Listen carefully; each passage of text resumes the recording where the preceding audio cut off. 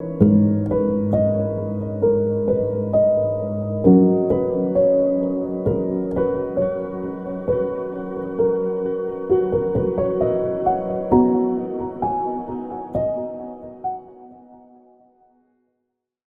வேத பகுதியை நம்ம எல்லாரும் சேர்ந்து வாசிப்போம். 1 கொரிந்தியர் 3வது அதிகாரம் வசனங்கள் 1 முதல் 3 வரை நாம் சேர்ந்து வாசிப்போம். மேலும் சகோதரரே, நான் உங்களை ஆவிக்குரியவர்கள் என்று எண்ணி உங்களுடனே பேசக்கூடாமல் கிறிஸ்துவுக்குள் குழந்தைகள் என்றும் எண்ணி பேச வேண்டியதாயிற்று. நீங்கள் பலனில்லாதவர்களானதால் உங்களுக்கு போஜனம் கொடாமல் பாலை குடிக்க கொடுத்தேன். இன்னமும் நீங்கள் மாம்சத்திற்குரியவர்களாக இருக்கிறபடியால் இப்பொழுதும் உங்களுக்கு பலன் இல்லை. பொறாமையும் வாக்குவாதமும் வேதகமும் உங்களுக்குள் இருக்கிறபடியால் நீங்கள் மாம்சத்திற்குரியவர்களாக இருந்து மனுஷ மார்க்கமாய் நடக்கிறீர்கள் அல்லவா? கண்களை மூடி ஜெபிப்போம். அன்பின் பிதாவே, கிருபையில் நல்ல ஆண்டவரே, இந்த பகல் நேரத்திற்காக உமக்கு ஸ்தோத்திரம். ஆண்டவரே, இந்த பகல் நேரத்திலும் நீர் எங்களோடு கூட பேசுவீராக. இந்த வசனத்திலிருந்து உம்முடைய சத்தத்தை நீர் எங்கள் மத்தியில் துணிக்க பண்ணுவீராக. உம்முடைய வார்த்தையை கொண்டு எங்களோடு பேசுவீராக. உங்கள் நாமம் மகிமைப்படட்டும். இயேசுவின் நாமத்தில் பிதாவே, ஆமேன். அல்லேலூயா. ஆண்டவருடைய நாமம் மகிமைப்படுவதாக. நான் எப்போல்லாம் ப்ரீச் பண்ணுறேனோ அப்போது ஒரு ஸ்டேட்மெண்ட் சொல்கிறது என்னுடைய வழக்கம். ஒரு வாக்கியம் என்ன அப்படின்னா, இன்றைக்கு உலகத்தில் ஏராளமான கிறிஸ்தவர்கள் பெருகிவிட்டார்கள், கோடிக்கணக்கான நபர்கள் பெருகிவிட்டார்கள். ஆனால் கிறிஸ்தவர்கள் என்று சொல்லிக் கொள்ளுகிற அனைவருக்கும் ஆண்டவராகிய இயேசு கிறிஸ்துவோடு ஒரு தனிப்பட்ட உறவு இருக்கிறதா அப்படின்னு கேட்டால் இல்லை என்பதுதான் பதில். கிறிஸ்தவர்கள் ஏராளமாய் பெருகிவிட்டார்கள், ஆனால் எல்லாரும் இயேசுவோடு நெருக்கமான ஒரு உறவில் இருக்கிறார்களா? ஒவ்வொரு நாளும் தேவனுடைய சத்தத்தை அவர்கள் கேட்கிறார்களா?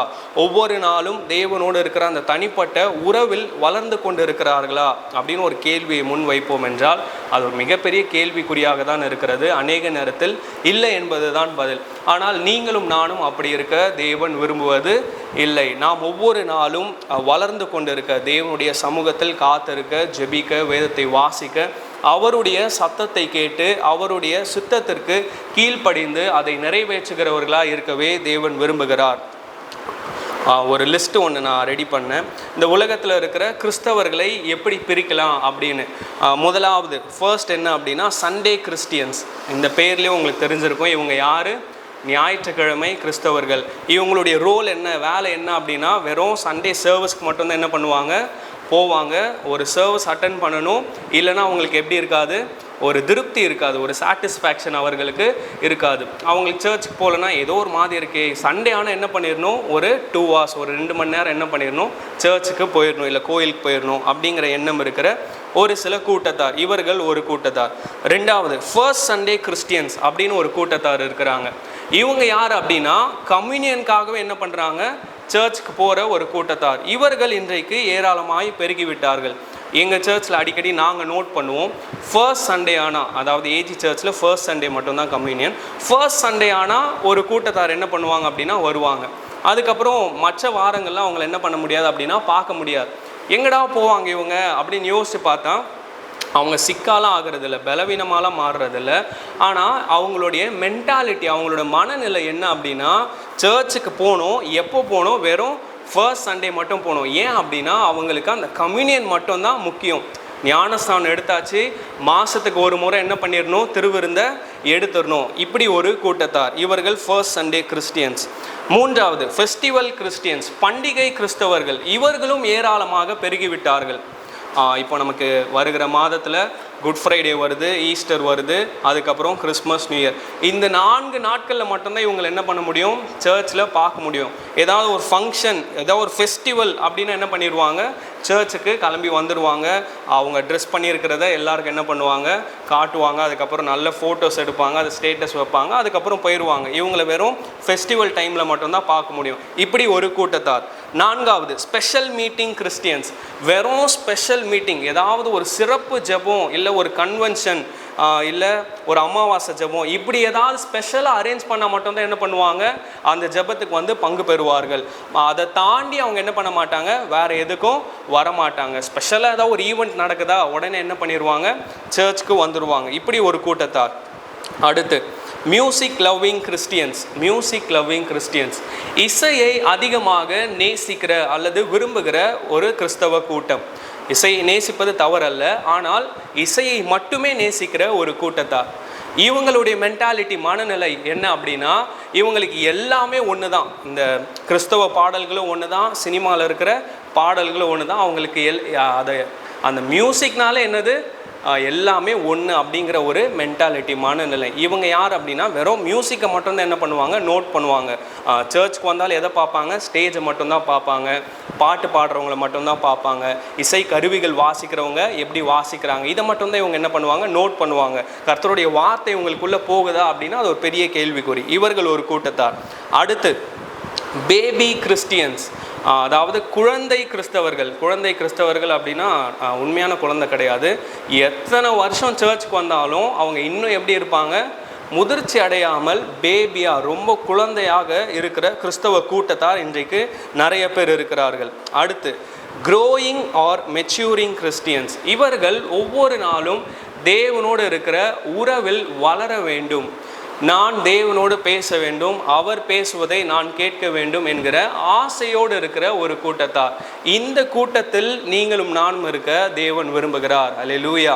அடுத்து ஒரு கூட்டத்தார் இருக்கிறாங்க. இவங்க யார் அப்படின்னா grown or matured கிறிஸ்டியன்ஸ், தேர்ச்சி பெற்ற அல்லது வளர்ந்து விட்ட ஒரு கிறிஸ்தவ கூட்டத்தார். இந்த கூட்டத்தில் நம்ம எப்போ போக முடியும் அப்படின்னா, ஒரு 50-60 ஆண்டுகள் அந்த கிறிஸ்தவ வாழ்க்கையில் நன்கு அனுபவமுடைய நபர்களால் மட்டும்தான் என்ன பண்ண முடியும், இந்த கூட்டத்தில் போய் சேர முடியும். அப்போது இங்கே இருக்கிற நம்ம எல்லாருமே, நீங்கள் 50s இருக்கீங்க, மேபி 60s ஒரு சிலர் இருக்கீங்க, நம்ம எல்லாருமே எந்த லெவலில் இருக்கணும் அப்படின்னா, சண்டே கிறிஸ்டியன்ஸாக அல்ல, ஃபர்ஸ்ட் சண்டே கிறிஸ்டியன்ஸாக இல்லை, ஃபெஸ்டிவல் கிறிஸ்டியன்ஸாக இல்லை, ஸ்பெஷல் மீட்டிங் கிறிஸ்டியன்ஸாக இல்லை, மியூசிக் லவ்விங் கிறிஸ்டியன்ஸாக இல்லை, பேபி கிறிஸ்டியன்ஸாக இல்லை, மாறாக ஒவ்வொரு நாளும் நாம் வளருகின்ற கிறிஸ்தவர்களாக இருக்கவே தேவன் விரும்புகிறார். அல்லேலூயா.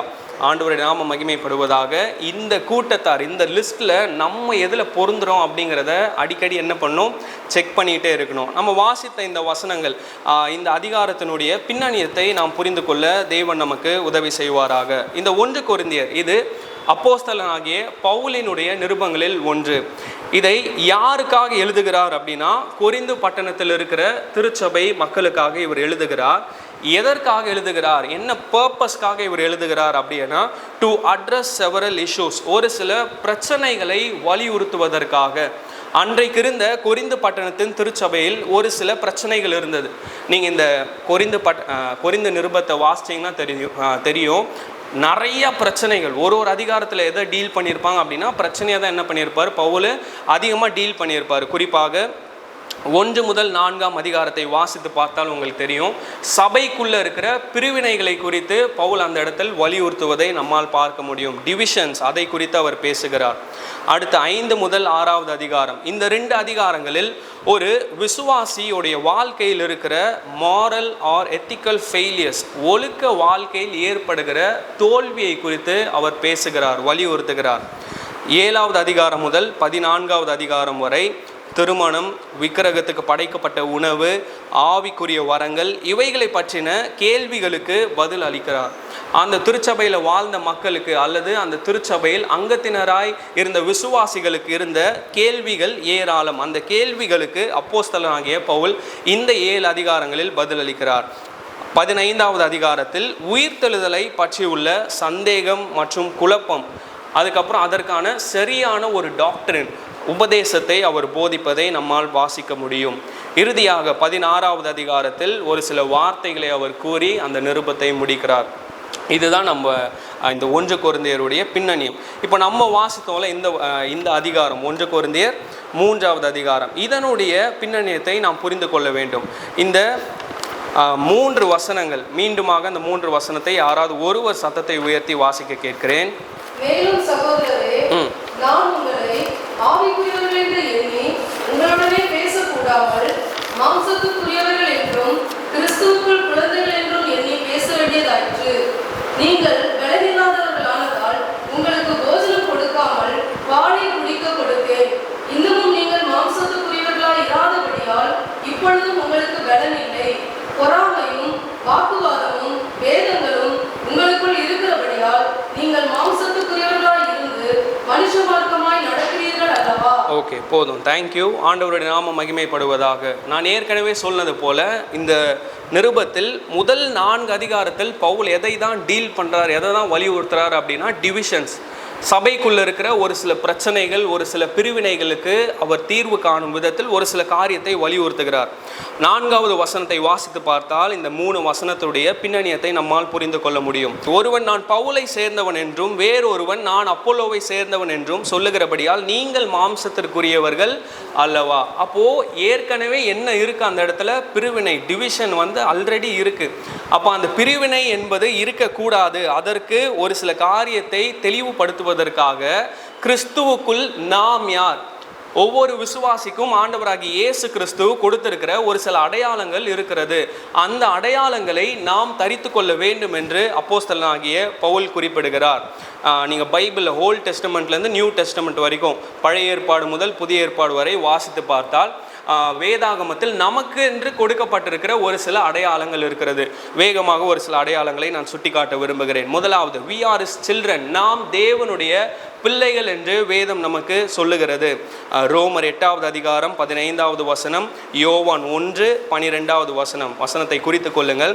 2வது 1 பேதுரு 2வது அதிகாரம் 9வது வசனத்தில் வாசிக்கிறோம், நாம் தெரிந்து கொள்ளப்பட்ட சந்ததி, ராஜரீக ஆசாரிய கூட்டம், பரிசுத்த ஜாதி, அவருக்கு சொந்தமான ஜனமாக நாம் இருக்கிறோம். இது தேவன் நமக்கு கொடுத்திருக்கிற மிகப்பெரிய அடையாளம். 3வது பிலிப்பியர் 3வது அதிகாரம் 20வது வசனத்தை வாசித்து பார்த்தால் தெரியும், we are citizens of heaven, நாம் பரலோக வாசிகள் என்று ஆவியானவர் நமக்கு ஒரு அடையாளத்தை கொடுத்திருக்கிறார். 4வது 2 கொரிந்தியர் 5வது அதிகாரம் 20வது வசனத்தில் வாசிக்கிறோம், we are ambassadors for Christ, நாம் கிறிஸ்துவின் ஸ்தானிகர்கள் என்கிற அடையாளத்தை தேவன் உங்களுக்கும் எனக்கும் கொடுத்திருக்கிறார். அடுத்து 2 கொரிந்தியர் அதே அதிகாரத்தில் 5வது அதிகாரத்தில் 17வது வசனத்தில் வாசிக்கிறோம், இப்படி இருக்க ஒருவன் கிறிஸ்துவுக்குள் இருந்தால் புது சிருஷ்டியாக இருக்கிறான், பழையவைகள் எல்லாம் ஒழிந்து போயின, எல்லாம் புதிதாயின. we are new creations in Christ, நாம் கிறிஸ்துவுக்குள் புதிய சிருஷ்டியாக இருக்கிறோம் என்று வேதம் நமக்கு அடையாளம் கொடுக்கிறது.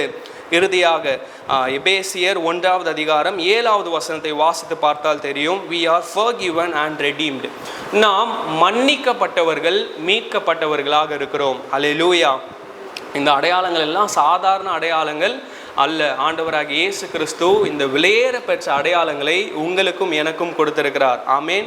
நாம் அவருடைய பிள்ளைகளாக இருக்கிறோம். அப்பா பிதாவே என்று கூப்பிடத்தக்க புத்திர சுவிகாரத்தின் ஆவியை அவர் உங்களுக்கும் எனக்கும் கொடுத்திருக்கிறார். அடுத்து 1 பேதுரு 2:9 4 அடையாளத்தை அந்த இடத்துல சொல்றார். எவ்வளவு வெயிட்டான அடையாளம்! என்ன? you are a chosen people, நீங்கள் தெரிந்து கொள்ளப்பட்ட சந்ததி, நீங்கள் ராஜரீக ஆசாரிய கூட்டம். நிறைய நேரத்தில் விசுவாசிகள் என்ன பண்ணுவாங்க அப்படின்னா, பாஸ்டர்ஸ்ட்ட ஒரு கம்ப்ளைண்ட் சொல்லுவாங்க, பாஸ்டர் நீங்கள் என்ன பண்ணலாம், பைபிளில் இருக்கிற மாதிரி வாழலாம், ஆனால் நாங்கள் என்ன பண்ண முடியாது, வாழ முடியாது. ஆனால் பைபிள் எல்லாருக்கும் என்னது தான், காமன் தான், பொதுவானது. ஒரே பைபிள், ஒரே கடவுள், ஒரே சத்தியம் தான், அதை தாண்டி வேறு ஒன்றுமே கிடையாது. அப்போது நமக்கு கொடுத்துருக்கிற அடையாளம் பாருங்கள், எல்லா விசுவாசிகளும் இயேசு கிறிஸ்துவை ஏற்றுக்கொண்ட அனைவரும் அவருடைய பிள்ளைகள். எல்லா பிள்ளைகளுக்கும் தேவன் ஒரே அடையாளத்தை தான் கொடுத்திருக்கிறார். எல்லாரும் ராஜரீக ஆசாரிய கூட்டம். எல்லாருமே யார் தான்? பாஸ்டர்ஸ் தான். எல்லாருமே ஊழியம் செய்கிறவர்கள் தான். இதுதான் நமக்கு புதிய ஏற்பாடு கற்றுக் கொடுக்கிறது. நாம் பரலோக வாசிகளாக இருக்கிறோம், கிறிஸ்துவின் ஸ்தானிகர்களாக இருக்கிறோம், புதிய சிருஷ்டியாக இருக்கிறோம், நாம் மன்னிக்கப்பட்டு மீட்கப்பட்டவர்களாக இருக்கிறோம். எனவே கிறிஸ்துவுக்குள் நமக்கு இருக்கிற அடையாளங்களை முதலாவது நாம் நன்றாக புரிந்து கொள்கிறோமா? இதை நாம் சிந்தித்து பார்க்க வேண்டும். இப்போ இந்த 1 கொரிந்தியர் 3வது அதிகாரத்துக்கு வந்துடுவோம். வேகமாக ஒரு சில காரியத்தை நான் நினைப்போட்ட விரும்புகிறேன். 9வது வசனத்தை வாசியுங்கள். நாங்கள் தேவனுக்கு உடன் வேலை ஆட்களாக இருக்கிறோம், நீங்கள் தேவனுடைய பண்ணையும் தேவனுடைய மாளிகையுமாய் இருக்கிறீர்கள். ஆங்கிலத்தில் வாசிக்கிறேன், for we are co-workers in God's service, you are God's field, God's building. நீங்கள் தேவனுடைய பண்ணையும் தேவனுடைய மாளிகையுமாய் இருக்கிறீர்கள். ஆங்கிலத்தில் you are God's field, அதுக்கப்புறம் you are God's building என்கிற 2 அடையாளத்தை அப்போஸ்தலனாகிய பவுல் இந்த இடத்தில் குறிப்பிடுகிறார். 16வது வசனத்தை வாசியுங்கள். நீங்கள் தேவனுடைய ஆலயமாய் இருக்கிறீர்கள் என்றும் நீங்கள் தேவனுடைய ஆலயமாக இருக்கிறீர்கள் என்றும் தேவனுடைய ஆவி உங்களில் வாசமாய் இருக்கிறார் என்றும் அறியாதிருக்கிறீர்களா? Okay, thank you. அப்போ பாருங்க, மூன்றாவது ஒரு அடையாளத்தை பவுல் இதே அதிகாரத்தில் குறிப்பிடுகிறார். நீங்கள் தேவனுடைய ஆலயம். இந்த 3 அடையாளங்களை நாம் வேகமாக சிந்திக்க தியானிக்க தேவன் நமக்கு உதவி செய்வாராக. இந்த 3 அடையாளங்களும் ஆண்டவராகிய இயேசு கிறிஸ்து இங்கே இருக்கிற நம்ம கொடுத்திருக்கிற அடையாளம். முதலாவது, நாம் தேவனுடைய நிலமாக இருக்கிறோம். தேவனுடைய நிலமாக இருக்கிறோம். We are God's field. ஒரு நிலம் நன்றாக இருந்தால் மட்டுமே அதில் விதைக்க முடியும். அந்த மண் நல்லா இருந்தால் மட்டும்தான் அந்த இடத்துல ஏதாவது ஒரு விதையை விதைச்சா அது நல்லா என்ன பண்ணும், வளரும். அந்த நிலம் நன்றாக இருந்தால் மட்டுமே அந்த நிலத்தில் ஒரு கட்டிடத்தை, ஒரு பில்டிங்கை எழுப்பணும் அப்படின்னா எது நல்லா இருக்கணும், அந்த நிலம் நல்லா இருக்கணும், அந்த மண் நல்லா இருக்கணும். அதே போல் இயேசு கிறிஸ்துவை ஆராதிக்கிற நாம் நம்முடைய வாழ்க்கையில் முதலாவது தெரிந்து கொள்ள வேண்டிய அடையாளம் we are God's field. நீங்களும் நானும் தேவனுடைய நிலமாக இருக்கிறோம். நாம் நிலமாக இருப்போம் என்றால் நம்முடைய நிலத்தின் தரம் எப்படி இருக்க வேண்டும் என்று வேதம் நமக்கு கற்றுக் கொடுக்கிறது. ஒரு சபையில் விசுவாசியாக இருக்கிற நாம், ஒரு திருச்சபையின் அங்கத்தினராக இருக்கிற நம்முடைய வாழ்க்கையில் ஏற்பட வேண்டிய ஒரு சில மாற்றங்களை குறித்து தேவன் இந்த இடத்தில் கற்றுக் கொடுக்கிறார். ஒரு வேத பகுதியை நம்ம எல்லாரும் திருப்பிக் கொள்வோம். மத்தேயு எழுதின சுவிசேஷம் 13வது அதிகாரத்தை நம்ம எடுத்துக்கொள்வோம். மத்தேயு எழுதிய சுவிசேஷம் 13வது அதிகாரம் வசனங்கள் 3 முதல் 9 வரை நாம் சிந்திக்க போகிறோம். வசனங்கள் 3 முதல் 9 வரை நான் வாசிக்கிறேன், நீங்கள் கவனியுங்கள். அவர் அநேக விசேஷங்களை உவமைகளாக அவர்களுக்கு சொன்னார். கேளுங்கள். விதைக்கிறவன் ஒருவன் விதைக்க புறப்பட்டான். அவன் விதைக்கையில் சில விதை வழி அருகே விழுந்தது. பறவைகள் வந்து அதை பட்சித்து போட்டது. சில விதை அதிக மண்ணில்லாத கற்பாறை இடங்களில் விழுந்தது. மண் ஆழமாய் இராததினாலே அது சீக்கிரமாய் முளைத்தது. வெயில் ஏறின போதோ தீந்து போய் வேர் இல்லாமையால் உலர்ந்து போயிற்று. சில விதை முள்ளுள்ள இடங்களில் விழுந்தது. முள் வளர்ந்து அதை நெருக்கி போட்டது. சில விதையோ நல்ல நிலத்தில் விழுந்து சிலது 100ஆகவும் சிலது 60ஆகவும் சிலது 30ஆகவும் பலன் தந்தது. கேட்கிறதற்கு காதுள்ளவன் கேட்க கடவன் என்றார். மிகவும் பரிச்சயமான ஒரு உவமை. ஆண்டவராகிய இயேசு கிறிஸ்து அங்கு வந்திருந்த ஜனங்களுக்கு இந்த மலை பிரசங்கத்தில் ஒரு சில காரியத்தை கற்றுக் கொடுக்கிறார். இந்த உவமையில் குறிப்பிடப்பட்டிருக்கிற 4 விதமான நிலங்கள், 4 விதமான நிலங்கள், ஃபீல்டு அப்படின்னு நம்ம எடுத்துக்கலாம். அதனுடைய முடிவை குறித்து நாம் வாசிக்கிறோம். அந்த நிலத்தில் விதைக்கப்பட்ட விதைகளும் அந்த விதைகளுடைய முடிவை குறித்து நாம் வாசிக்கிறோம். முதலாவது 4வது வசனத்தை பாருங்கள். அவன் விதைக்கையில் சில விதை வழி அருகே விழுந்தது. பறவைகள் வந்து அதை பட்சித்து போட்டது. ஸோ முதலாவது நிலம் என்னவென்றால் வழி அருகே விழப்பட்ட விதைகள். இது முதலாவது நிலை. அடுத்த 5வது வசனத்தில் வாசிக்கிறோம். சில விதை அதிக மண்ணில்லாத கற்பாறை இடங்களில் விழுந்தது. மண் ஆழமாக இராததினாலே அது சீக்கிரமாய் முளைத்தது. அதிக மண் இல்லாத கற்பாறை இடங்களில் விழப்பட்ட விதைகள். 7வது வசனத்தில் வாசிக்கிறோம். சில விதை முள்ளுள்ள இடங்களில் விழுந்தது. முள் வளர்ந்து அதை நெருக்கி போட்டது. முள்ளுள்ள இடங்களில் விழப்பட்ட விதைகள். 8வது வசனத்தில் வாசிக்கிறோம். சில விதையோ நல்ல நிலத்தில் விழுந்து 100ஆகவும் 60ஆகவும் 30ஆகவும் பலன் தந்தது. நல்ல நிலத்தில் விழப்பட்ட விதைகள். அப்போ பாருங்க, வழி அருகே போடப்பட்ட விதைகள், அதிக மண்ணில்லாத கற்பாறை இடங்களில் போடப்பட்ட அல்லது விதைக்கப்பட்ட விதைகள், முள்ளுள்ள இடங்களில் விதைக்கப்பட்ட விதைகள், நல்ல நிலத்தில் விதைக்கப்பட்ட விதைகள். நாம் எல்லாரும் நல்ல நிலமாக இருக்கதான் தேவன் விரும்புகிறார். அல்லேலூயா. இந்த அடையாளத்தை அப்படியே 1 கொரிந்தியர் அந்த 3வது அதிகாரம் அந்த வசனத்தோடு நீங்கள் ஒப்பிட்டு பாருங்கள். 9வது வசனத்தோடு. நாம் தேவனுடைய நிலமாக இருக்கிறோம். பண்ணை அப்படின்னா நாம் தேவனுடைய நிலமாக இருக்கிறோம். நல்ல நிலத்தில் தான் நல்ல ஒரு கட்டிடத்தை கட்டி எழுப்ப முடியும். நிலம் நல்லா இல்லை அப்படின்னா பில்டிங் என்ன பண்ண முடியாது, கட்ட முடியாது. அதையும் தாண்டி கட்டினா அந்த பில்டிங் எப்படி இருக்காது, ஸ்ட்ராங்காக இருக்காது. அதனுடைய அஸ்திபாரம் ரொம்ப ரொம்ப வீக்காக இருக்கும். அப்போ பாருங்க, நாம் அனைவரும் நல்ல நிலமாக இருக்க தான் தேவன் விரும்புகிறார். இன்னும் சொல்லணும் அப்படின்னா நாம் அனைவரும் முதிர்ச்சி பெற்ற விசுவாசியாக இருக்க தான் தேவன் விரும்புகிறார். இயேசு கிறிஸ்துவை ஆராதிக்கிற நாம் ஒவ்வொரு நாளும் முதிர்ச்சியை நோக்கி ஓடுகிற நபர்களாக இருக்க தான் தேவன் விரும்புகிறார். இப்போ இந்த 4 நிலத்தின் விதைக்கப்பட்ட விதைகளுடைய முடிவை குறித்து நாம் பார்ப்போம். 19ஆம் வசனத்தை நான் வாசிக்கிறேன்.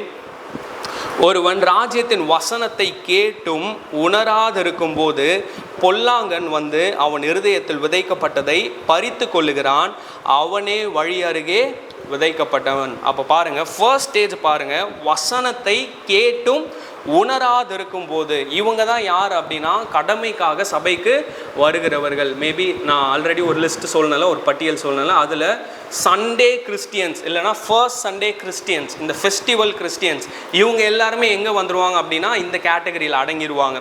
வசனத்தை கேட்பார்கள், ஆனால் வசனம் இவர்களுக்குள் எந்த விதத்திலும் கிரியை செய்யாது. வசனத்தை கேட்டு ஒருபோதும் இவர்கள் உணர்வடைய மாட்டார்கள். கடமைக்காக சபைக்கு வருகிற கூட்டத்தார் இவர்கள் முதலாவது நிலை. இவர்களுடைய முடிவு ரொம்ப ரொம்ப பாவம். இவர்கள் ஒருபோதும் பலன் தருவது இல்லை. இரண்டாவது பாருங்கள், 20வது வசனம் 21. கற்பாறை இடங்களில் விதைக்கப்பட்டவன் வசனத்தை கேட்டு உடனே அதை சந்தோஷத்தோடு ஏற்றுக்கொள்ளுகிறவன் ஆகிலும் தனக்குள்ளே வேறு இல்லாதவனாய் கொஞ்ச காலம் மாத்திரம் நிலைத்திருப்பான். வசனத்தின் நிமித்தம் உபத்திரவமும் துன்பமும் உண்டானவுடனே இடரல் அடைவான். இதில் ஹைலைட் பண்ண வேண்டிய வார்த்தை ஆகிலும் தனக்குள்ளே வேறு இல்லாதவனாய், தனக்குள்ளே வேறு இல்லாதவனாய். வசனத்தை கேட்குறப்போ இவங்க என்ன பண்ணுவாங்க, ரொம்ப ஹாப்பியாக அக்செப்ட் பண்ணிப்பாங்க அதை. ஆனால் அவங்களுக்குள்ள என்ன இருக்காது, அந்த ரூட் இருக்காது, வேர் இருக்காது. வசனத்தை கேட்பார்கள், ஆனால் தனிப்பட்ட வாழ்க்கையில் தேவனோடு எந்த உறவும் இல்லாத ஜனக்கூட்டத்தார். இவங்க தான் ரெண்டாவது ஸ்டேஜ். இவங்களும் யார் அப்படின்னா பலன் கொடாமல் போகிற ஒரு கூட்டத்தார். அடுத்து பாருங்க 22வது வசனம். முள்ளுள்ள இடங்களில் விதைக்கப்பட்டவன் வசனத்தை கேட்கிறவனாக இருந்து உலக கவலையும் ஐஸ்வர்யத்தின் மயக்கமும் வசனத்தை நெருக்கி போடுகிறதுனால் அவனும் பலனற்று போவான். உலக கவலையும் ஐஸ்வர்யத்தின் மயக்கமும். ஆவிக்குரிய வாழ்க்கையில் ஒரு வளர்ச்சி இல்லாமல், சர்ச்சுக்கு எவ்வளோ நாளாக வந்துட்டு இருக்கீங்க அப்படின்னு கேட்டால் என்ன சொல்லுவாங்கன்னா 10 வருஷமாக வரும், 15 வருஷமாக வரும், 20 வருஷமாக வரும் அப்படின்னு சொல்லுவாங்க. ஆனால் அவர்களுடைய ஆவிக்குரிய வாழ்க்கையை சற்று நிதானித்து பார்த்தால் அவங்களுக்கு முதிர்ச்சி என்பது இருக்கவே இருக்காது. நீங்கள் பார்த்துருக்கீங்களா அந்த மாதிரி ஆட்களை? அந்த மாதிரி ஆட்கள்னால் அவங்க மைண்டில் டக்குன்னு வேறு யாரும் வரக்கூடாது, நம்ம இதில் எந்த ஸ்டேஜில் இருக்கிறோம் அப்படிங்கிறத நாம் சிந்தித்து பார்க்க வேண்டும். நம்முடைய வாழ்க்கை குறித்து நாம் சிந்தித்து பார்க்க தேவன் நமக்கு உதவி செய்வாராக. இவங்க தான் யார் அப்படின்னா பேபி கிறிஸ்டியன்ஸ். ஐயோ என்னை அடிச்சிட்டான், ஐயோ என்னை கிள்ளிட்டான் அப்படின்னு எத்தனை வருஷம் ஆனாலும் கம்ப்ளைண்ட் பண்ணிகிட்டு இருக்கிற ஒரு கூட்டத்தார். இவர்கள் ஆவிக்குரிய வாழ்க்கையில் ஒருபோதும் முதிர்ச்சி அடையவே மாட்டார்கள். இவர்களும் பலன் கொடுக்க மாட்டார்கள். அப்போ யார் தான் பலன் கொடுப்பாங்க அப்படின்னா 23வது வசனத்தில் பார்க்கிறோம்.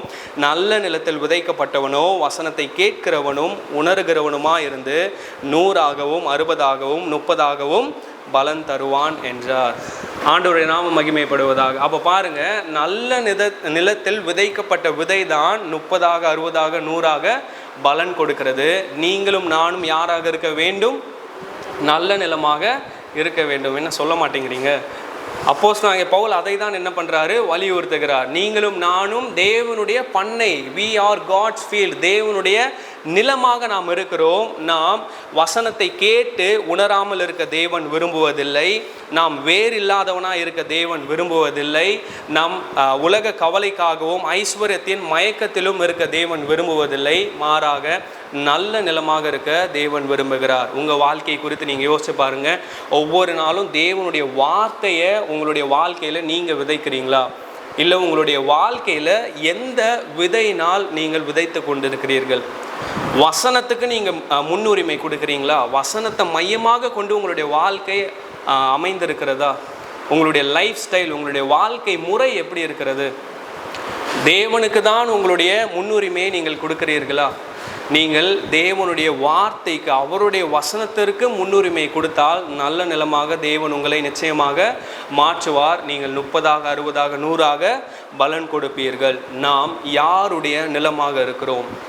நம்மை பார்த்து நாம் கேட்க வேண்டிய ஒரு முக்கியமான கேள்வி, நாம் யாருடைய நிலமாக இருக்கிறோம்? இயேசு கிறிஸ்துவனுடைய நிலமாக இருந்தால் நமக்குள் வசனம் மட்டுமே இருக்கும்.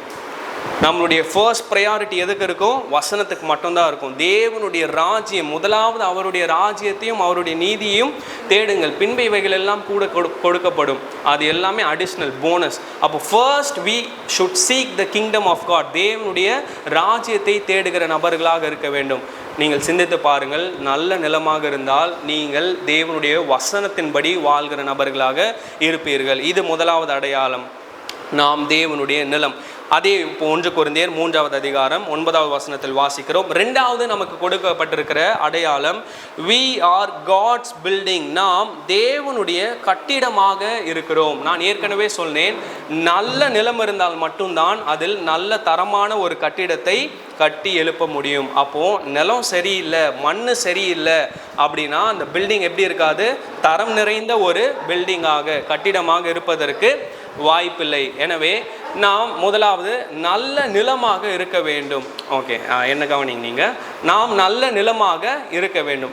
2வது, நாம் நல்ல நிலமாக இருந்தால் மட்டுமே நல்ல ஒரு கட்டிடமாக இருக்க முடியும். நாம் தேவனுடைய கட்டிடமாக இருக்கிறோம்.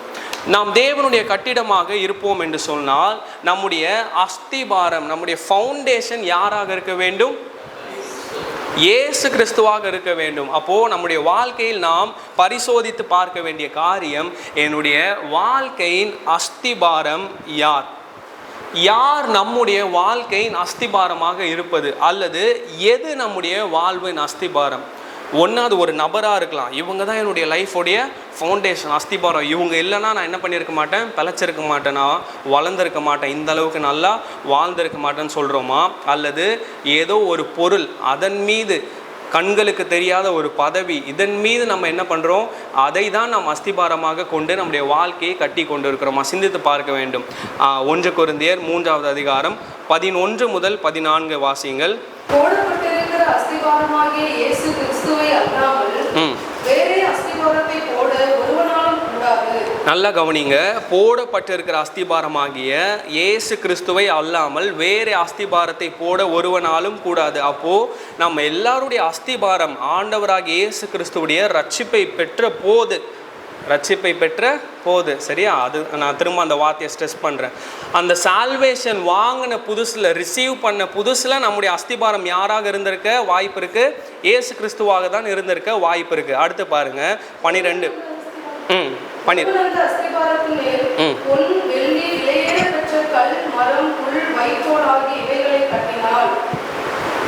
ஒருவன் அந்த அஸ்திபாரத்தின் மேல் பொன், வெள்ளி, விலையேற பெற்ற கல், மரம், புல், வைக்கோல் ஆகிய இவைகளை கட்டினால் அவனுடைய வேலைப்பாடு வெளியாகும், நாளானது அதை விளக்கப்படும், ஏனெனில் அது அக்கினியினாலே வெளிப்படுத்தப்படும். அவனுடைய வேலைப்பாடு எத்தன்மை உள்ளதென்று அக்கினியானது பரிசோதிக்கும். அதன் மேல் ஒருவன் கட்டினது நிலைத்தால் அவன் கூலியை பெறுவான். Okay, thank you. அதன் மேல் ஒருவன் கட்டினது நிலைத்தால் அவன் கூலியை பெறுவான். அப்போ நம்முடைய அஸ்திபாரம் யாராக இருக்கிறது? 12வது வசனத்தை நீங்கள் கவனித்து பாருங்கள். அந்த அஸ்திபாரத்தின் மேல் பொன், வெள்ளி, விலையேற பெற்ற கல், இது ஒரு பக்கம். இன்னொரு பக்கம் என்ன அப்படின்னா மரம், புல், வைக்கோல். அப்போது ஒரு பக்கம் அழியாத பொருட்கள், அழியாத அஸ்திபாரம், இன்னொரு பக்கம் அழிந்து போகிற பொருட்கள், அழிந்து போகிற அஸ்திபாரம். நம்முடைய வாழ்வின் அஸ்திபாரம் யார்? அல்லது எது நம்முடைய வாழ்வின் அஸ்திபாரம்? அழிந்து போகிற பொருட்களினால் நம்முடைய வாழ்க்கையின் அஸ்திபாரத்தை நாம் போட்டு கொண்டிருக்கிறோமா? சிந்தித்து பார்க்க வேண்டும். இப்போ இந்த வசனத்தின்படி அழிந்து போகிற பொருள்னா வெறும் மரம், புல், வைக்கோல். இப்போ இன்றைக்கி புரிகிற மாதிரி சொல்லணும் அப்படின்னா நம்முடைய சரீர பலன், நம்ம ஃபிசிக்கல் ஸ்ட்ரென்த், நிறைய நேரத்தில் நிறைய நபருடைய அஸ்திபாரம் எதுவாக இருக்கிறது? சரீர பலனாக இருக்கிறது, ஃபிசிக்கல் ஸ்ட்ரென்த்தாக இருக்கிறது. அதெல்லாம் ஒரு நாள் என்ன ஆயிரும்? போயிடும். அடுத்து நிறைய பேருக்கு இருக்கிற எஜுகேஷன், அவர்களுக்கு இருக்கிற படிப்பு, அதை என்ன பண்ணுறாங்க? அஸ்திபாரமாக வைத்து வாழ்கிற கூட்டத்தார். அடுத்து அவர்களுக்கு இருக்கிற பதவி, அவர்களுக்கு இருக்கிற சம்பாத்தியம், அவர்களுக்கு இருக்கிற இன்ஃப்ளூயன்ஸ், இந்த மாதிரி நிறைய அடிக்கிட்டே போகலாம். என்ன அப்போது பாருங்கள், அழிந்து போகிற பொருட்கள், அழிந்து போகிற இவைகள் மீது நம்முடைய வாழ்க்கை கட்டப்பட்டிருக்கிறதா? அல்லது அழியா பொருளாகிய ஆண்டவராகிய இயேசு கிறிஸ்து நம்முடைய வாழ்க்கையின் அஸ்திபாரமாக இருக்கிறாரா? அது எப்படி பிரதர் செக் பண்ணுறது அப்படின்னா அதுக்கு ஒரு சில காரியத்தை நான் சொல்ல விரும்புகிறேன். If Jesus Christ is my life's foundation, இயேசு கிறிஸ்து என்னுடைய வாழ்க்கையின் அஸ்திபாரமாக இருப்பார் என்று சொன்னார், ஒரு 6 காரியங்கள் என்னுடைய வாழ்க்கையில் நடைபெறும். சரியா? நான் சொல்கிற இப்போ சொல்ல போகிற இந்த காரியம் மேபி கொஞ்சம் கடுமையாக இருக்கலாம், ஆனால் நீங்கள் சரியான சத்தியத்தை புரிந்து கொள்ள அன்பாய் கேட்கிறேன்.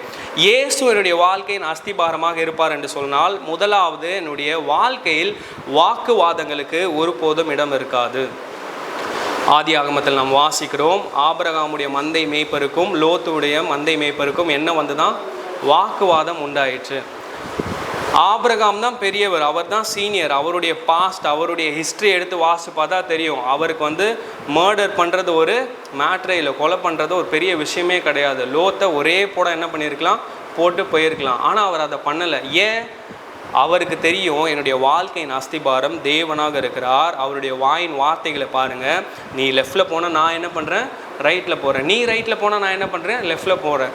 நாம் சகோதரர்கள், நமக்குள் ஏன் வாக்குவாதம்? அப்போ பாருங்கள், அந்த அளவுக்கு ஒரு நபரை மாற்றக்கூடியது என்னவென்றால் அவர்களுடைய வாழ்க்கையின் அஸ்திபாரம். ஆபிரகாமுக்கு தெரிந்தது, என்னுடைய வாழ்க்கையின் அஸ்திபாரம் தேவன், ஆதலால் நான் ஒருபோதும் வாக்குவாதத்திற்கு இடம் கொடுக்க மாட்டேன்.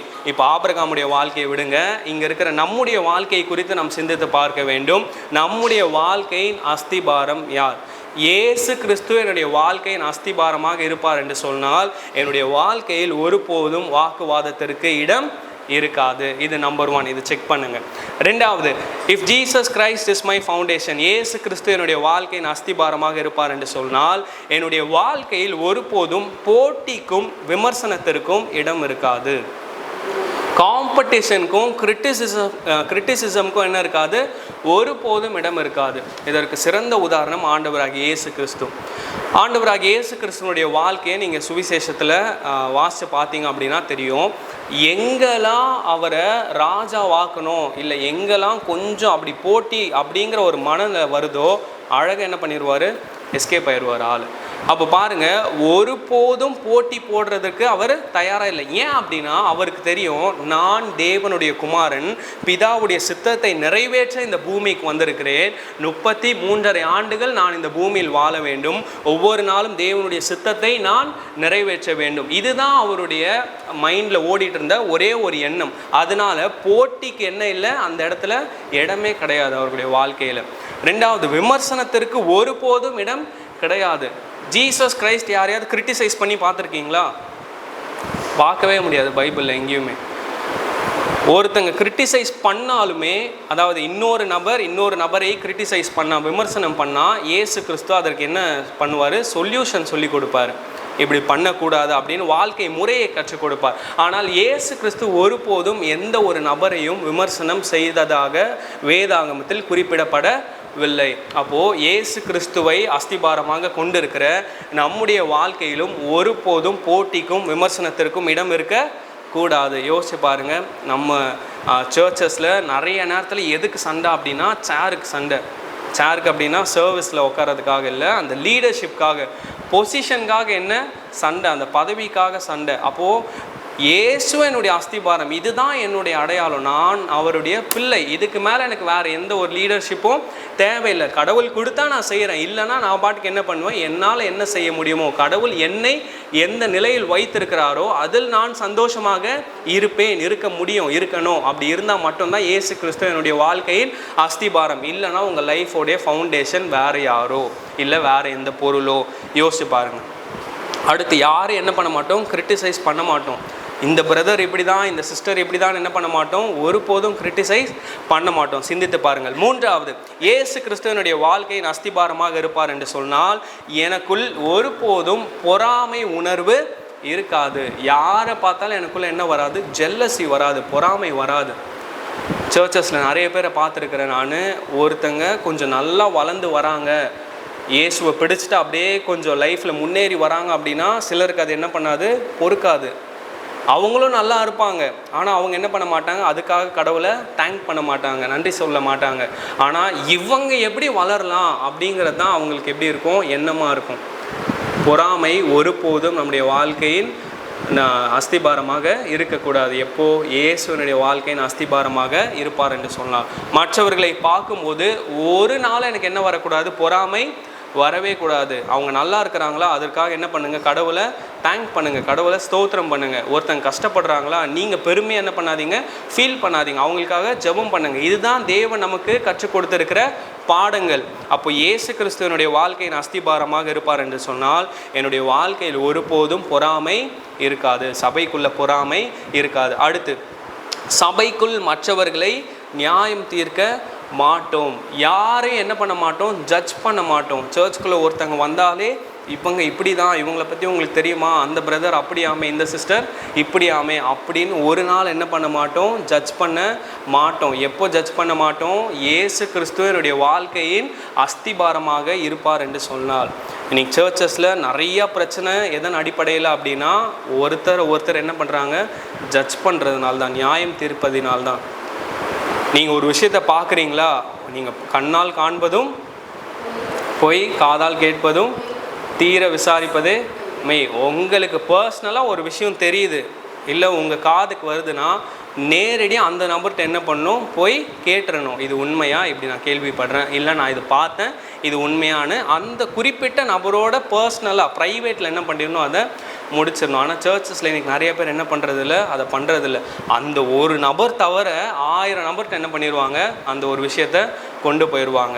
இயேசு கிறிஸ்து நம்முடைய வாழ்க்கையின் அஸ்திபாரமாக இருப்பார் என்று சொன்னால், நாம் மற்றவர்களை ஒருபோதும் நியாயம் தீர்க்க மாட்டோம். ஊழியக்காரர்களை நியாயம் தீர்க்க மாட்டோம். சபையில் இருக்கிற அங்கத்தினர்களை நியாயம் தீர்க்க மாட்டோம். எந்த ஒரு பிரதர், எந்த ஒரு சிஸ்டரையும் நம்ம என்ன பண்ண மாட்டோம், நியாயம் தீர்க்க மாட்டோம். அது நம்முடைய வேலை கிடையாது, அது தேவனுடைய வேலை. நம்ம யார், கடவுளா? கடவுளுடைய வேலையை பார்ப்பதற்கு இல்லவே இல்லை. ஒருபோதும் நாம் அதை செய்யக்கூடாது. இயேசு கிறிஸ்து நம்முடைய வாழ்க்கையின் அஸ்திபாரமாக இருப்பார் என்று சொன்னால், நாம் யாரையும் நியாயம் தீர்க்க மாட்டோம். அடுத்து, இயேசு கிறிஸ்துவனுடைய வாழ்க்கையின் அஸ்திபாரமாக இருந்தால், நான் மற்றவர்களை குறித்து வதந்திகளை பரப்ப மாட்டேன். ஐ won't spread rumors about others. மற்றவர்களை குறித்து வதந்திகளை ஒருபோதும் பரப்ப மாட்டேன். உங்கள் காதுக்கு ஒரு மாதிரி ஒரு நியூஸ் வரும், அதை என்ன பண்ண மாட்டோம், நம்ம ஸ்ப்ரெட் பண்ண மாட்டோம்.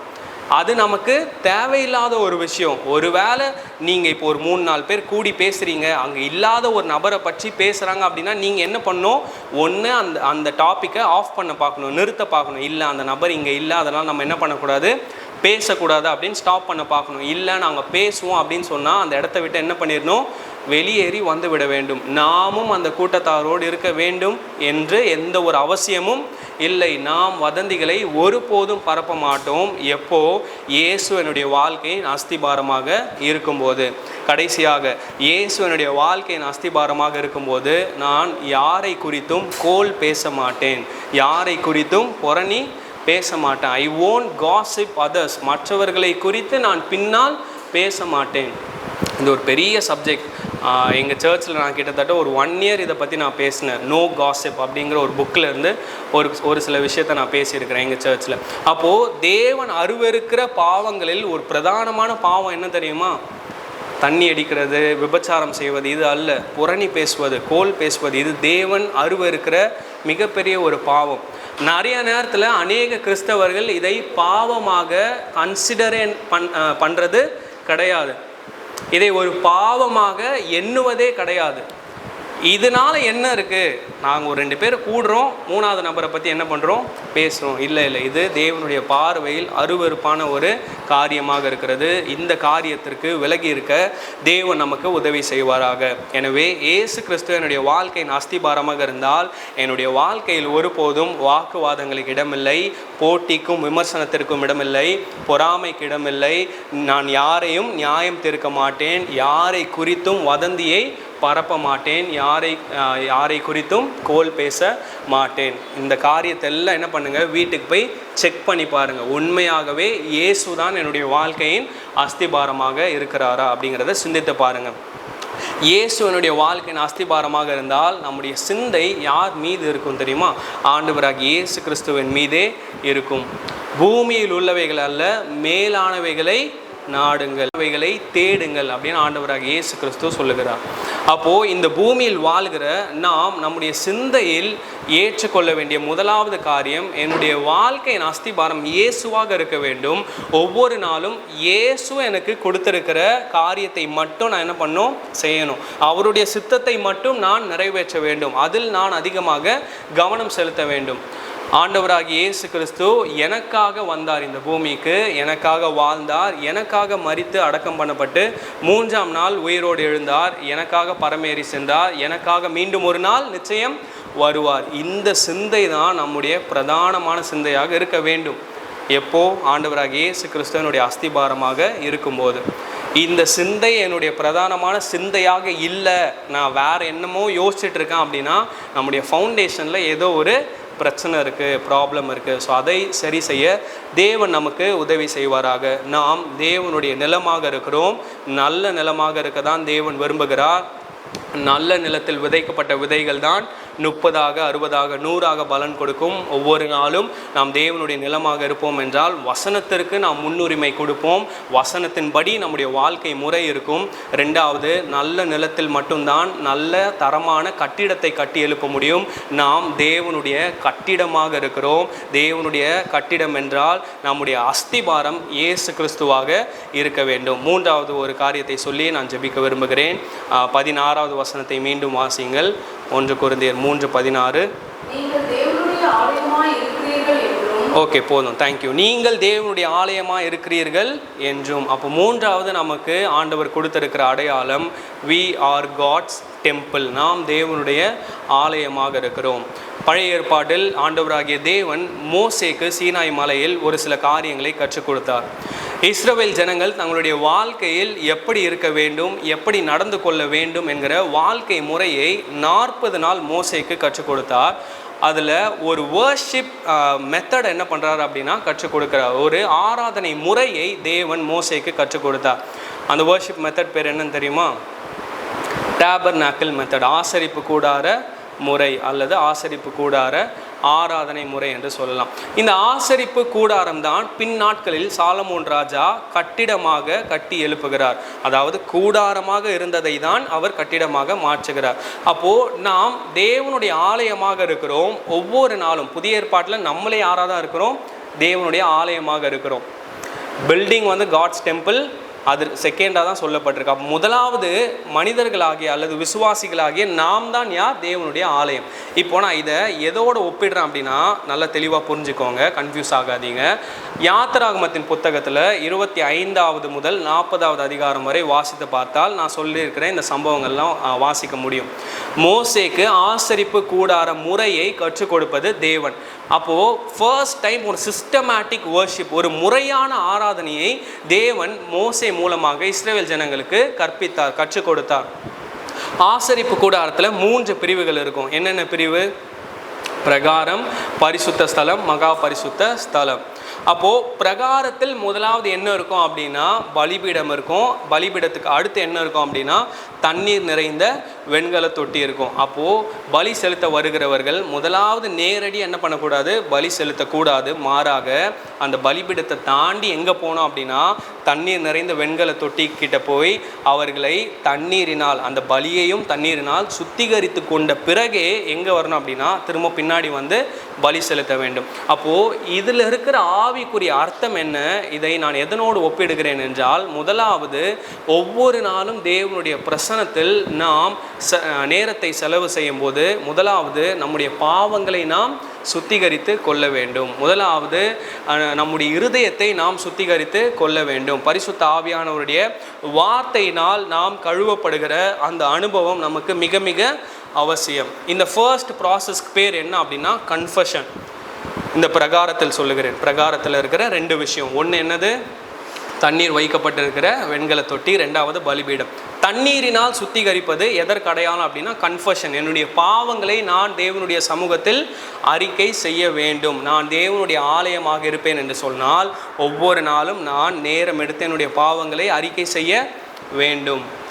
நீங்கள் அறிக்கை செய்து மனம் திரும்பினால் அவருடைய இரக்கத்தை பெற்றுக்கொள்வீர்கள். அப்போ பாருங்கள், நம்முடைய வாழ்க்கையில் ஒவ்வொரு நாளும் சும்மா என்ன பண்ணக்கூடாது? வார்த்தையை நான் தெரிந்தும் தெரியாமல் செய்த பாவங்களை மன்னியும் அப்படின்னு சொல்லி ஒரு பிரயோஜனமும் கிடையாது. உண்மையாகவே நமக்கு தெரியும் நம்ம யாருன்னு. அப்போது நேரம் எடுத்து தேவனுடைய சமூகத்தில் நம்முடைய பாவங்களை அறிக்கை செய்து நம்மை சுத்திகரித்து கொள்ள வேண்டும். இது ஃபர்ஸ்ட் ஸ்டெப். 2வது எங்கே வரணும்னு சொன்னேன்? பலிபீடத்துக்கு வரணும். பலியை செலுத்துவது. அன்னைக்கு மிருகத்தினுடைய இரத்தம் சிந்தப்பட வேண்டும். கல்வாரி சிலுவையில் ஆண்டவராகிய இயேசு கிறிஸ்து உங்களுக்காகவும் எனக்காகவும் அவருடைய விலையேற பெற்ற புனிதமான இரத்தத்தை சிந்தி நம்மை ரட்சித்து கொண்டார், நம்மை சம்பாதித்து கொண்டார், நம்மை மீட்டு கொண்டார். இன்றைக்கு இரத்தம் சிந்தப்பட வேண்டிய அவசியம் இல்லை. மாறாக நம்முடைய வாழ்க்கையை முற்றிலும் தேவனுடைய கரத்தில் அர்ப்பணிக்க வேண்டும். அதுதான் எதற்கு அடையாளம் அப்படின்னா ஜீவ பலி. அந்த வார்த்தையை யோசிச்சு பாருங்களேன். ஜீவனும் இருக்குது, ஆனால் எப்படி இருக்கணும்? பலியும் செலுத்தணும். அந்த வசனத்தை வாசிங்களேன். ரோமர் 12வது அதிகாரம் முதல் 2 வசனத்தை வாசிங்கள்.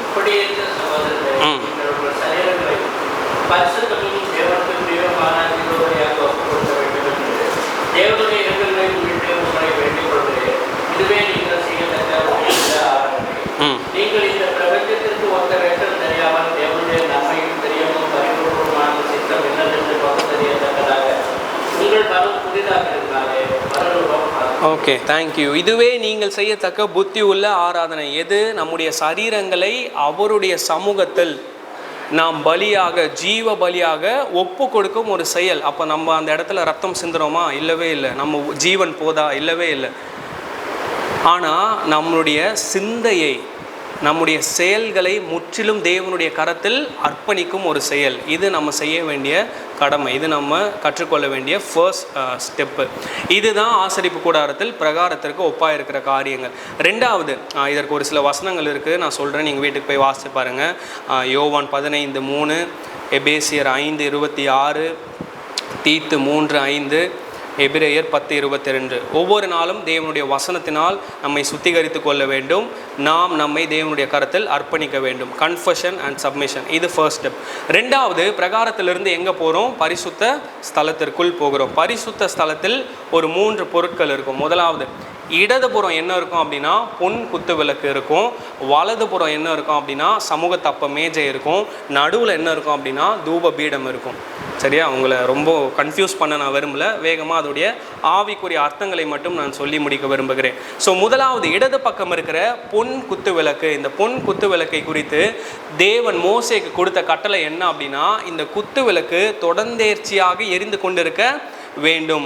குறிப்பாக யாத்திராகமம் 27:20 இந்த வசனத்தை வாசித்து பார்த்தால் தெரியும். தேவன் கொடுத்த கட்டளை விளக்கு தொடர்ந்தேர்ச்சியாக எரிந்து கொண்டிருக்க வேண்டும். ஒரு விளக்கு அணையாமல் எரிந்து கொண்டிருக்க என்ன அவசியம்? எண்ணெய் தான் அவசியம். என்ன? அப்போது அந்த எண்ணெய் ஒவ்வொரு நாளும் என்ன பண்ணும்? ஊற்றிக்கொண்டே இருக்க வேண்டும். இதை நான் எதனோடு ஒப்பிடுகிறேன் என்றால், நம்முடைய ஆவிக்குரிய வாழ்க்கை என்னும் விளக்கு அணையாமல் எரிந்து கொண்டிருக்க வேத வாசிப்பு என்கிற எண்ணெயை ஒவ்வொரு நாளும் நாம் ஊற்றிக்கொண்டே இருக்க வேண்டும். நீங்கள் யோசிச்சு பாருங்கள், உங்கள் ஆவிக்குரிய வாழ்க்கை என்கிற விளக்கு கடைசியாக எப்போ பிரைட்டாக எரிஞ்சது? இல்லை, அது அணைஞ்சி ரொம்ப நாள் ஆச்சு. நீங்கள் சிந்திச்சு பாருங்கள் உங்களுடைய வாழ்க்கையை குறித்து. ஒவ்வொரு நாளும் நம்முடைய ஆவிக்குரிய ஜீவியம் என்கிற விளக்கு அணையாமல் எரிந்து கொண்டிருக்க தேவன் விரும்புகிறார். அப்படி அணையாமல் எரிந்து கொண்டிருக்க வேத வாசிப்பு என்கிற எண்ணெயை நாம் ஊற்றி கொண்டிருக்க வேண்டும். இது நம்ம செய்ய வேண்டிய ஃபர்ஸ்ட் ஸ்டெப் பரிசுத்த ஸ்தலத்தில். ரெண்டாவது, வலதுபுறத்தில் இருக்கிற சமூகத்தப்ப மேஜை. இந்த சமூகத்தப்ப மேஜையை குறித்து கடவுள் கொடுத்த கட்டளை என்ன அப்படின்னா, ஒவ்வொரு நாளும் என்ன பண்ணோம்? அந்த அப்பத்தை மாற்ற வேண்டும். ஃப்ரெஷ்ஷாக என்ன பண்ணோம்? பேக் பண்ணி சுட சுட அந்த அப்பத்தை ஒவ்வொரு நாள் என்ன பண்ணோம்? மாற்ற வேண்டும். அப்போது இதனுடைய ஆவிக்குரிய அர்த்தம் என்னவென்றால், ஒவ்வொரு நாளும் வேதாகமத்தை நான் வாசிக்க வேண்டும். அதற்கு நிகராக ஒவ்வொரு நாளும் தேவனுடைய வார்த்தையை நான் பெற்றுக்கொள்ள வேண்டும். இன்றைக்கி நிறைய பேர் கடமைக்காக என்ன பண்ணுறாங்க? பைபிளை வாசிக்கிறாங்க. ஒரு வசனம் வாசிக்கிறாங்க, 10 வசனம் வாசிக்கிறாங்க. அப்படி வாசிக்கிற ஆட்கள் இருக்கிறார்கள். ஆனால் நீங்களும் நானும் அப்படி இருக்க கூடாது. நேரம் எடுத்து அவருடைய அன்பின் நிமித்தம் குறைந்தபட்சம் ஒரு நாளைக்கு ஒரு 3 அதிகாரமாவது வாசித்தால் வருடத்திற்கு ஒரு முறை முழு வேதாகமத்தை நம்மால் எளிதாக வாசித்து விட முடியும். ஒரு நாளைக்கு 7 அதிகாரம் வாசித்தா போதும். வருஷத்துக்கு 2 தடவை பைபிள் என்ன பண்ணிடலாம்? முழுசாக வாசித்து முடிச்சிடலாம். அப்போது பைபிளையும் நம்ம வாசிக்கணும். அதே நேரத்தில் ஒவ்வொரு நாளும் அந்த அப்பம் மாற்றப்பட வேண்டும். ஒவ்வொரு நாளும் ஃப்ரெஷ்ஷாக என்ன பண்ணோம்? தேவனுடைய சமூகத்தில் காத்திருந்து அவருடைய வார்த்தையை நாம் பெற்றுக்கொள்ள வேண்டும். உங்கள் லைஃப்பை நீங்கள் யோசிச்சு பாருங்கள். லாஸ்ட்டாக நீங்கள் காட்ஸ் ப்ரெசன்ஸில், தேவனுடைய பிரசன்னத்தில் எப்போ வேர்ட் ரிசீவ் பண்ணீங்க? எப்போ அவருடைய வார்த்தையை பெற்றுக்கொண்டீர்கள்? அது இருக்கும், அன்னைக்கு நான் ரிசீவ் பண்ணேன், அந்த மாதம் நான் ரிசீவ் பண்ணேன் அப்படின்னு நம்ம சொல்கிறோமா? இல்லை, ஒவ்வொரு நாளும் எப்படி இந்த அப்பம் மாற்றப்பட வேண்டும் என்று தேவன் கட்டளையிட்டாரோ அதற்கு நிகராக ஒவ்வொரு நாளும் நாம் வசனத்தை பெற்றுக்கொள்கிறோமா? ஒவ்வொரு நாளும் நாம் வசனத்தை பெற்றுக்கொள்ள தேவன் நமக்கு உதவி செய்வாராக. இது ரெண்டாவது. மூன்றாவது, பரிசுத்த ஸ்தலத்தில் நடுவில் இருப்பது தூப பீடம். இந்த தூப பீடத்தில் என்ன பண்ணுவாங்கன்னா, தூப கலசத்தை பிரதான ஆசாரியன் காட்டுவான். இது எதற்கு சமம் என்றால், நம்முடைய தேவைகளுக்காக, நம்முடைய குடும்பத்தின் தேவைகளுக்காக, மற்றவர்களுக்காக விண்ணப்பம் செய்வதுதான் இந்த தூப கலசத்திலிருந்து ஏறெடுக்கப்படுகிற அந்த ஜபத்திற்கு சமம். அப்போ இன்றைக்கி நம்ம தூப கலசத்தெல்லாம் என்ன பண்ண முடியாது, கொண்டு போய் எங்கேயும் காட்ட முடியாது. ஆனால் ஒவ்வொரு நாளும் தேவனுடைய சமூகத்தில் மற்ற நபர்களுக்காய் விண்ணப்பம் செய்கிற நபராக நாம் மாற வேண்டும். தேசத்திற்காக ஜெபிக்க தான் இன்றைக்கி நம்ம கூடியிருக்கோம். ஆனால் இது இன்றைக்கி மட்டும் கிடையாது, எல்லாம் செகண்ட் சாட்டர்டே மட்டும் இல்லை. ஒவ்வொரு நாளும் தேசத்திற்காக ஜெபிக்கிற நபர்களாய் நீங்களும் நானும் இருக்க வேண்டும். இது தேவனுடைய விருப்பம். நீங்களும் நானும் தேவனுடைய ஆலயமாக இருக்கிறோம். நாம் தேவனுடைய ஆலயமாக இருப்போம் என்று சொன்னால் ஒவ்வொரு நாளும் நாம் வேத வாசிப்பு என்கிற எண்ணெயை ஊற்ற வேண்டும். ஒவ்வொரு நாளும் நம்முடைய தனிப்பட்ட விதத்தில் தேவனுடைய வார்த்தையை பெற்றுக்கொள்ள வேண்டும். ஒவ்வொரு நாளும் மற்றவர்களுக்காய் நாம் ஜெபிக்க வேண்டும். இது 2வது. 3வது நான் வேகமாக சொல்லி முடிக்கிறேன். அடுத்து மகா பரிசுத்த ஸ்தலம். மகா பரிசுத்த ஸ்தலத்தில் என்ன இருக்கும்? உடன்படிக்கை பெட்டி. அதுக்குள்ளே ஒரு 3 காரியம் இருக்கும். 1வது மன்னா வைக்கப்பட்ட பொற்பாத்திரம், 2வது ஆரோனுடைய தளிர்த்த கோல், 3வது உடன்படிக்கையின் கற்பலகைகள். இது எல்லாத்தையும் நீங்கள் பழைய ஏற்பாட்டிலையும் வாசிக்கலாம், புதிய ஏற்பாட்டில் எபிரேயரில் நீங்கள் வாசி பார்க்கலாம். அப்போது மன்னா வைக்கப்பட்ட பொற்பாத்திரம், தேவன் ஏன் இந்த மன்னாவை ப்ரிசர்வ் பண்ணி வைக்க சொன்னார், ஏன் இதை பத்திரமா பாதுகாத்து வைக்க சொன்னார் அப்படின்னா, இந்த மன்னாவை பார்க்குறப்போலாம் இஸ்ரவேல் ஜனங்களுக்கு தெரியணும், கடவுள் எங்களை உண்மை உள்ளவராக நடத்தி வந்தார், கடவுள் எங்களை இதுவரையிலும் போஷித்து காப்பாற்றி வந்தார் அப்படிங்கிற அந்த எண்ணம் யாருக்கு வரணும் அப்படின்னா இஸ்ரவேல் ஜனங்களுக்கு வரணும். ஒரு நாளும் கடவுளை மறந்துடக்கூடாது என்பதற்காகவே நினைவு சின்னமாய் வைக்கப்பட்டது தான் இந்த மன்னா. இப்போ மன்னாக்கு நம்மளால் எங்கே போக முடியும்? சூப்பர் மார்க்கெட் போனால் கிடைக்குமா? வாய்ப்பே இல்லை, கிடைக்காது. அப்போ என்ன பண்ணணும் அப்படின்னா, ஒவ்வொரு நாளும் நேரம் எடுத்து தேவன் என்னுடைய வாழ்க்கையில் உண்மை உள்ளவராக இருந்திருக்கிறார், என்னுடைய வாழ்க்கையில் என்னை போஷித்து அனுதினமும் காப்பாற்றி வழி நடத்தி வந்திருக்கிறார் அப்படின்னு நான் டைம் எடுத்து என்ன பண்ணணும், அதை உணரணும். அப்படி நான் உணரும் போது தேவன் மீது எனக்கு இருக்கிற விசுவாசம் பெருகும். இது நம்பர் 1. 2வது ஆரோனுடைய தளிர்த்த கோல். ஆரோனுடைய தளிர்த்த கோல் எதற்கு ஒப்பாக இருக்கிறது? தேவனுடைய சித்தம் என்ன என்பதை நம்முடைய வாழ்க்கையில் கற்றுக் கொடுக்கிற காரியங்கள். இது எல்லாமே எங்கே நம்ம லேர்ன் பண்ண முடியும் அப்படின்னா, மகா பரிசுத்த ஸ்தலத்திற்குள் பிரவேசிக்கும் போது. அப்போ ஒவ்வொரு நாளும் நேரம் எடுத்து என்ன பண்ணும், தேவனுடைய பிரசன்னத்தில் காத்திருக்கும் போது மட்டுமே தேவன் பேசுவதை நம்மால் கேட்க முடியும், அவருடைய சித்தத்தை நம்மால் புரிந்து கொள்ள முடியும். நிறைய கிறிஸ்டியன்ஸ் இன்னைக்கு புலம்புற ஒரு விஷயம், கடவுளுடைய சித்தம் என்னென்ன என்னுடைய வாழ்க்கையில் தெரியல. ஏன் தெரியல? ஐயாவும் அம்மாவும் இன்னும் எங்கே போல? மகா பரிசுத்த ஸ்தலத்திற்குள் போவே இல்லை. அப்போது மகா பரிசுத்த ஸ்தலத்திற்குள் போனால் மட்டும்தான் கடவுளுடைய சித்தம் என்ன என்பது நமக்கு தெரிய வரும். அங்கு தான் தேவன் பேசுகிறார். அல்லேலூயா. தூங்கிட்டிங்களா? நிறைய நேரத்தில் நம்ம பிரகாரத்திலே இருப்போம், இல்லை பரிசுத்த ஸ்தலத்திலே இருப்போம். அங்கே இருந்தால் கடவுளுடைய சத்தத்தை கேட்க முடியாது. அங்கே நம்ம செய்ய வேண்டிய ஒரு சில காரியத்தை செய்யணும், நம்ம கன்ஃபர்ஸ் பண்ணணும், நம்மளை சப்மிட் பண்ணணும், இந்த மாதிரி நம்ம செய்ய வேண்டிய காரியங்கள். ஆனால் மகா பரிசுத்த ஸ்தலத்தில் நமக்கு ஒரு வேலையும் கிடையாது. அந்த இடத்துல தேவன் செயல்படுகிறார், அவர் பேசுவதை நாம் கேட்க வேண்டும். மகா பரிசுத்த ஸ்தலத்திற்குள் பிரவேசிக்கும் போது மட்டுமே தேவன் நம்முடைய வாழ்க்கை குறித்து வைத்திருக்கிற சித்தத்தை நாம் புரிந்து கொள்வோம். 3வதாக உடன்படிக்கையின் கற்பலகைகள், 10 கட்டளைகள் அடங்கிய கற்பலகைகள். எதை செய்ய வேண்டும், எதை செய்யக்கூடாது என்று தேவன் அந்த இடத்தில் தான் கற்றுக் கொடுக்கிறார். அல்லேலூயா. நிறைய கிறிஸ்டியன்ஸ்க்கு இன்னைக்கு இதுலேயும் என்னது ஒரு குழப்பம், என்ன பண்ணணும் என்ன பண்ண கூடாது. நிறைய மாரல் லைஃப் ஃபெயிலியர்ஸ், ஒழுக்க அந்த வாழ்க்கையில் நிறைய தோல்விகள் ஏன் ஏற்படுது அப்படின்னா, அவங்களுக்கு தெரியல, டிஃப்ரென்ஷியேட் பண்ணி பார்க்க தெரியல. இயேசுவை எது பிரியப்படுத்தும், இயேசுவை எது பிரியப்படுத்தாது, இயேசுவனுடைய நாமத்தை எது மகிமைப்படுத்தும், எந்த ஒரு செயல் தேவனுடைய நாமத்தை மகிமைப்படுத்தாது அப்படின்னு பிரித்து பார்க்காததுனால நிறைய கிறிஸ்தவர்களுடைய வாழ்க்கையில் இந்த குழப்பம் இருக்கிறது. ஆனால் நீங்களும் நானும் அப்படி இருக்க தேவன் விரும்புவதில்லை. மகா பரிசுத்த ஸ்தலத்திற்குள் பிரவேசிக்கும் போது தேவன் நமக்கு கற்றுக் கொடுக்கிறார், எதை செய்ய வேண்டும், எதை செய்யக்கூடாது, எதில் நம்மை ஈடுபடுத்தி கொள்ளலாம், எதில் நம்மை ஈடுபடுத்தி கொள்ளக்கூடாது என்கிற வித்தியாசத்தை தேவன் நமக்கு அங்கு கற்றுக் கொடுக்கிறார். ஸோ 3வதாக நாம் தெரிந்து கொள்ள வேண்டிய அடையாளம், நாம் தேவனுடைய ஆலயமாக இருக்கிறோம். அன்றைக்கு தேவன் மோசேக்கு கற்றுக் கொடுத்த அந்த ஆராதனை முறை, அந்த ஆலய ஆராதனை முறையிலிருந்து நம்முடைய வாழ்க்கையில் நாம் எடுத்துக்கொள்ள வேண்டிய ஆவிக்குரிய அர்த்தங்களை எடுத்துக்கொண்டு ஒவ்வொரு நாளும் நாம் இந்த காரியங்களை செயல்படுத்த வேண்டும். அப்படி செயல்படுத்துகிறப்போ நம்ம யாராக இருப்போம்? தேவனுடைய ஆலயமாக இருக்க தேவன் நமக்கு உதவி செய்வாராக. திரும்ப இதை மட்டும் நான் சொல்லி முடிக்கிறேன். நாம் தேவனுடைய ஆலயமாக இருக்கிறோம். ஸோ ஃபர்ஸ்ட் என்ன பண்ணோம்? Confession and submission. ஒவ்வொரு நாளும் நம்முடைய பாவங்களை அறிக்கை செய்ய வேண்டும். ஒவ்வொரு நாளும் நம்முடைய வாழ்க்கையை தேவனுடைய கரத்தில் அர்ப்பணிக்க வேண்டும். 2வது பரிசுத்த ஸ்தலத்தில் வேதத்தை வாசிக்க வேண்டும், தேவனுடைய வார்த்தையை பெற்றுக்கொள்ள வேண்டும், மற்றவர்களுக்காய் ஜெபிக்க வேண்டும். 3வது மகா பரிசுத்த ஸ்தலத்தில் தேவனுடைய உண்மை தன்மையை நாம் எண்ணி அவரை துதிக்க வேண்டும். அவர் மீது இருக்கிற விசுவாசம் நமக்கு அப்பொழுதுதான் பெருகும். அதுதான் மன்னா என்கிற நினைவின் சின்னம். 2வது ஆரோனுடைய தளிர்த்த கோல் தேவனுடைய சித்தம் என்ன என்பதை நமக்கு வெளிப்படுத்தும். 3வது கற்பலகைகள் எதை செய்ய வேண்டும் எதை செய்யக்கூடாது என்று தேவன் நமக்கு கற்றுக் கொடுப்பார்.